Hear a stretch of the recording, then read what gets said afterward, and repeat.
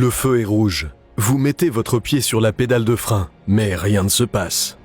Vous appuyez à nouveau, elle s'enfonce, mais la voiture ne ralentit pas. Oh non. Vous essayez encore et encore, mais rien ne se passe.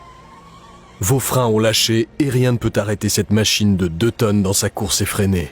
Si vous ne savez pas quoi faire ensuite ou si vous ne le faites pas correctement, vous pourriez mourir ou tuer d'autres personnes. Voici comment survivre à des freins défaillants. Les conducteurs ont tendance à dépasser les limitations de vitesse et à découvrir ce qu'un véhicule peut faire lorsqu'il roule aussi vite. Mais on ne peut pas continuer à rouler à toute vitesse éternellement. À un moment donné, on doit ralentir et éventuellement s'arrêter. Face à ce besoin crucial, la technologie du freinage automobile a changé et évolué.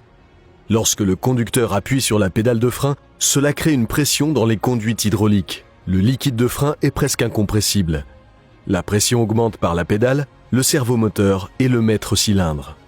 Les étriers poussent alors les plaquettes de frein contre les disques, ce qui entraîne un ralentissement du véhicule.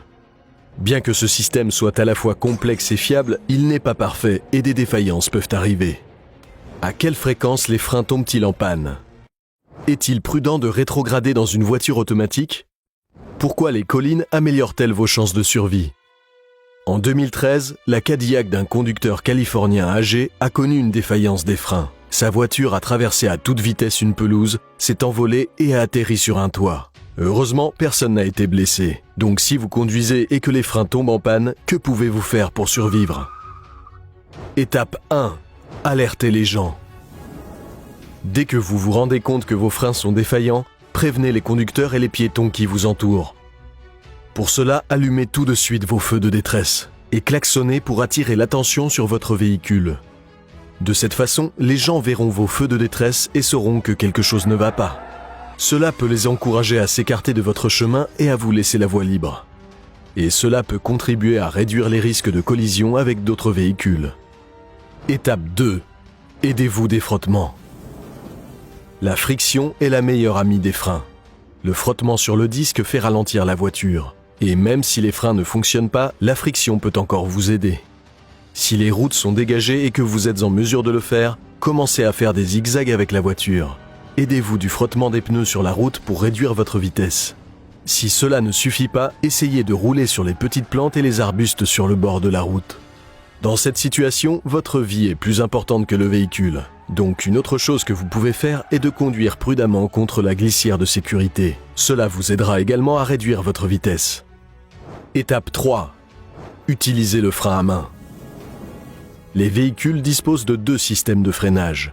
Le système primaire est la pédale de frein et le système secondaire est le frein à main. Il ne fonctionne pas par un système hydraulique. À la place, il utilise un câble métallique qui se connecte au frein arrière. Si vos freins principaux tombent en panne, le frein d'urgence devrait continuer à fonctionner. Il n'a pas assez de force pour arrêter la voiture, mais il est d'une grande aide pour la ralentir. Le frein à main fonctionne mieux si vous l'utilisez lentement et avec précaution. Si vous l'actionnez trop rapidement, les freins arrière peuvent se bloquer et vous faire partir en vrille de manière incontrôlée. Et veillez à maintenir le bouton de déverrouillage enfoncé s'il y en a un. Étape 4. Rétrograder. Si la voiture a une transmission manuelle, commencez à descendre lentement les vitesses. C'est ce qu'on appelle le frein moteur. Vous avez peut-être entendu des camions faire cela. L'idée est de passer à un rapport inférieur et à un régime plus élevé, c'est-à-dire un nombre de tours par minute plus élevé. Cela crée plus de couple à travers la transmission et une dépression dans le collecteur, contre laquelle les pistons doivent lutter, donc la puissance et la vitesse vont diminuer. Comme pour l'utilisation du frein à main, ne le faites pas trop vite. Si vous passez trop rapidement d'un rapport à l'autre, les roues arrière risquent de ralentir trop rapidement, ce qui fera partir votre voiture en vrille. Et si vous conduisez une voiture automatique, vous avez peut-être accès à une transmission Triptronic. Celle-ci vous permet de passer outre le système automatique et de sélectionner le rapport que vous souhaitez. Descendez lentement les vitesses jusqu'à la première. Étape 5. Dirigez-vous vers les collines. Si vous essayez toujours de ralentir, cherchez une colline ou toute pente ascendante qui pourrait vous aider. Il peut s'agir d'une bretelle d'accès, d'une rue vallonnée ou même d'une zone d'arrêt spécialement conçue. Même une légère pente ascendante pourrait fournir la force gravitationnelle dont vous avez besoin pour ralentir jusqu'à un arrêt complet. Un rapport de 2015 sur la sécurité routière a montré qu'entre 2005 et 2007, 0,45% des accidents de voiture étaient dus à une défaillance des freins. Bien que ce chiffre soit faible, les pannes de freinage se produisent. Veillez donc à ce que vos freins soient inspectés et entretenus régulièrement. L'entretien et l'application de ces 5 mesures pourraient un jour vous sauver la vie. Félicitations, vous avez arrêté en toute sécurité une voiture sans frein. Mais que se passerait-il si vous découvriez que la voiture était suspendue à une falaise? Sortez votre téléphone portable et regardez comment survivre à une voiture suspendue à une falaise, ici même sur Comment survivre.